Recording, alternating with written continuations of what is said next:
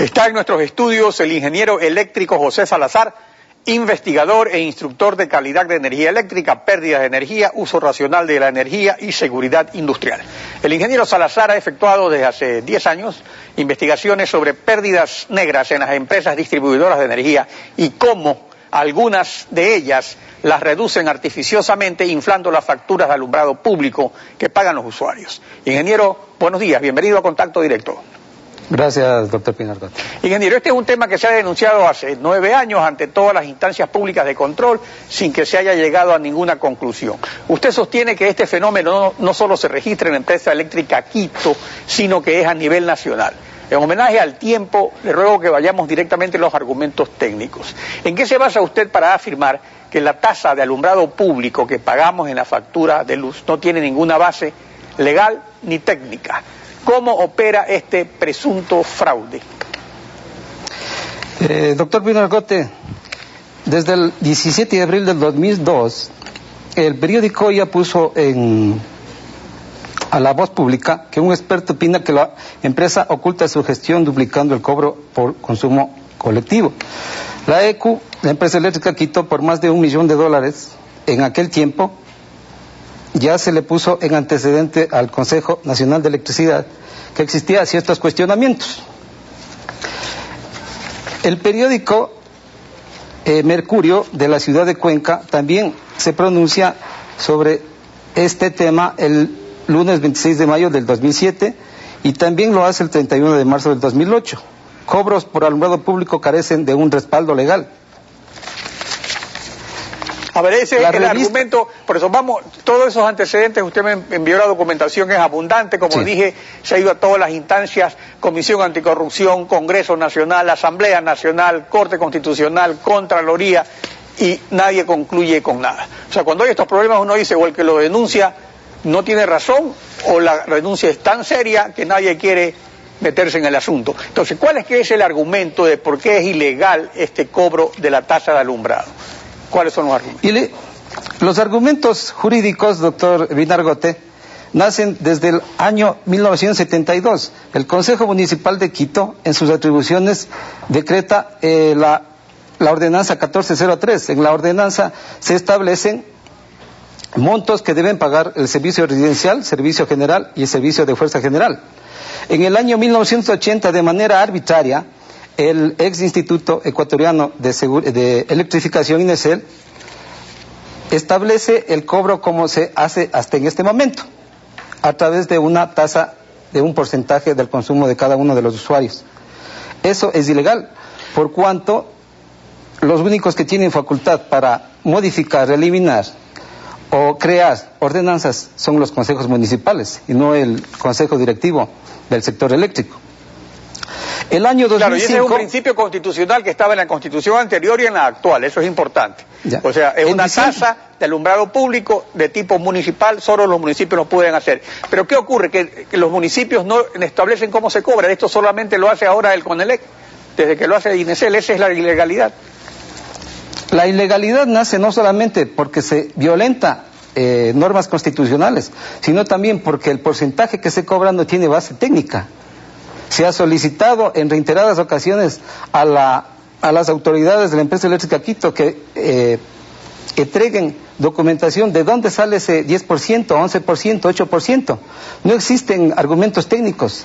Claro, porque eso lo hace que en base a un porcentaje del consumo. Entonces no es a que efectivamente hay o no hay alumbrado. Y ahí es interesante. Usted afirma que este rubro solo en la empresa eléctrica Quito en todos estos años llega a los $200 millones, que no hay redención de cuentas. Ahora, usted afirma también que mientras la empresa eléctrica Quito factura el doble que la de Guayaquil por alumbrado público en base a este sistema de porcentajes, pero ¿no será el problema ahí que la empresa de Guayaquil es la que no factura correctamente? O sea, ¿cómo hay esta diferencia? O sea, ¿de qué forma es que se basa en esta duplicación, por ejemplo, del servicio de alumbrado público? ¿Cuál es los hechos concretos, el catastro, el inventario de las luminarias de alumbrado público para cobrar más que la otra ciudad?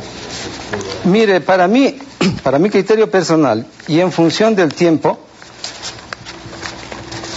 fíjese, la empresa eléctrica Quito, que sirve a casi a 2 millones de habitantes, tiene el doble de consumo con respecto a la ciudad de Guayaquil, que tiene 3 millones de habitantes, y cuadriplica el consumo de alumbrado público con respecto a la ciudad de Cuenca. Sin embargo, las pérdidas, llamémoslas las pérdidas técnicas y las pérdidas negras de la empresa eléctrica Quito se mantienen en 16%, mientras que la empresa de Guayaquil se mantiene alrededor del 24%. La pregunta nace, ¿por qué una empresa como la CATEC, que realiza proyectos para control de pérdidas, y la empresa eléctrica Quito, sin realizar planes algunos para reducir pérdidas negras, se mantiene en 16%? Entonces, además, se nota claramente que se duplica el consumo de energía. Sí. Si vemos en este cuadro es mucho más decidor. Fíjese, del total de luminarias de la empresa eléctrica Quito, de un año a otro, se incrementan sustancialmente. De un plumazo, del año 2000 al año 2001, desaparecen alrededor de 60.000 luminarias.